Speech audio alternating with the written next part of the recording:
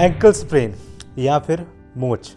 आपने अपने पैर में अक्सर ऐसी प्रॉब्लम का सामना ज़रूर किया होगा जब चलते चलते आपके पैर के अंदर मोच पड़ जाती है, यानी कि जिसे हम मोचकोड़ भी कह देते हैं। पैर के अंदर एकदम से ट्विस्ट आ जाता है जब आपको चलने के अंदर प्रॉब्लम होती है और आपको जो अपने रूटीन के काम करने में भी दिक्कत होती है।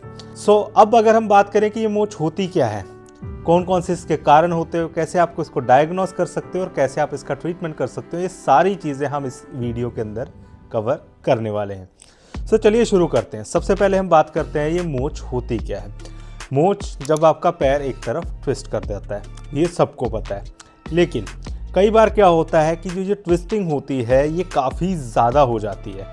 किसी केस में तो क्या होता है कि थोड़ा सा मसल का टियर होता है जिसकी वजह से स्वेलिंग आ जाती है जो कुछ टाइम पे हील हो जाता है।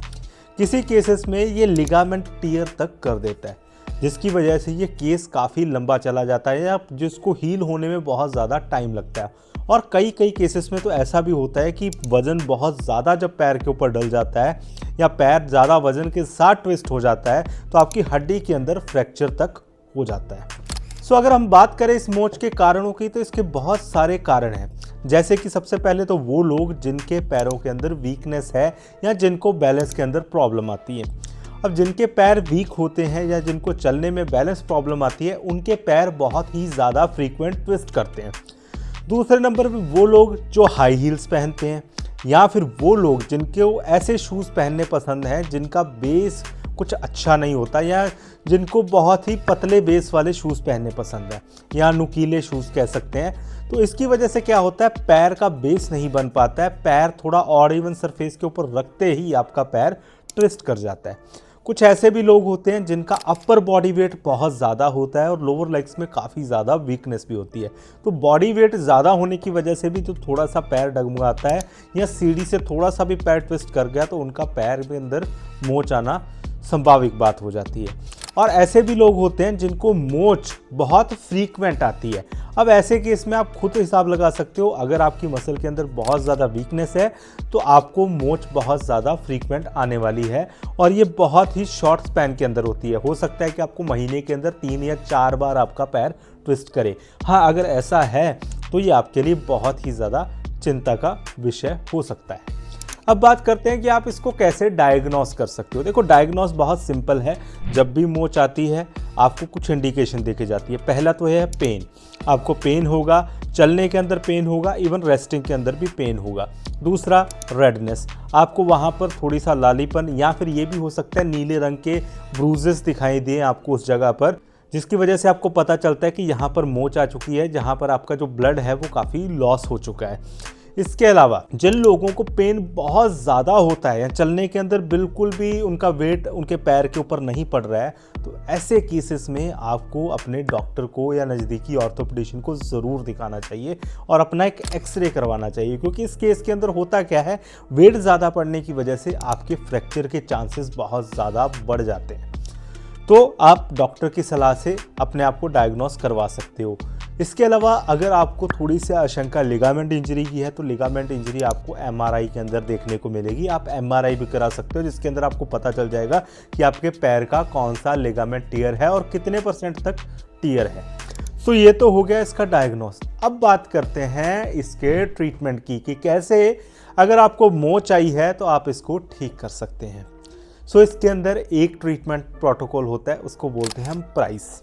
ठीक है, P से होता है प्रोटेक्शन, R से होता है रेस्ट, I से होता है आइसिंग और C से होता है कंप्रेशन और E से होता है एलिवेशन। अब होता क्या है, देखो, सबसे पहले तो आपने इसको प्रोटेक्ट करके रखना है। जिस पैर में आपको मोच आई है उससे ज़्यादा चलना नहीं है, सीढ़ियाँ आपने चढ़नी नहीं है ज़्यादा। अगर आप चलते हो तो कोशिश करिए कोई ना कोई सहारा लेकर आप चल सकते हो। दूसरे नंबर पे आता है रेस्ट। आपको अपने उस पार्ट को रेस्ट देना है, यानी कि आपने ज़्यादा से ज़्यादा अपने लेग को रेस्ट देना है। तीसरे नंबर पे आता है आइसिंग। आइसिंग बहुत ही ज़्यादा बेस्ट सोल्यूशन है आपकी इन्फ्लामेशन के लिए। तो आपने उस एरिया पे ऊपर आइसिंग लगानी है, कम से कम आपने 5 मिनट के लिए आइसिंग लगानी है। इससे ज़्यादा अगर आप आइसिंग करते हो तो आपको ये रिवर्स इफ़ेक्ट दे सकती है। इसके अलावा आप इसके लिए कंप्रेशन का यूज़ कर सकते हैं। कंप्रेशन इसलिए क्योंकि अगर आपके पैर के अंदर काफ़ी ज़्यादा स्वेलिंग आई है तो आप अपने पैर के नीचे 2 तकिए रख के पैर को पहले एलिवेट कर लें। उसके बाद आप अपने किसी भी गर्म पट्टी के साथ उसको कंप्रेशन कर दें, पट्टी से अपने पैर को बांध लें। बांधने से क्या होगा, जितनी भी आपकी इन्फ्लामेशन है वो सारी नीचे ड्रेन होनी शुरू हो जाएगी।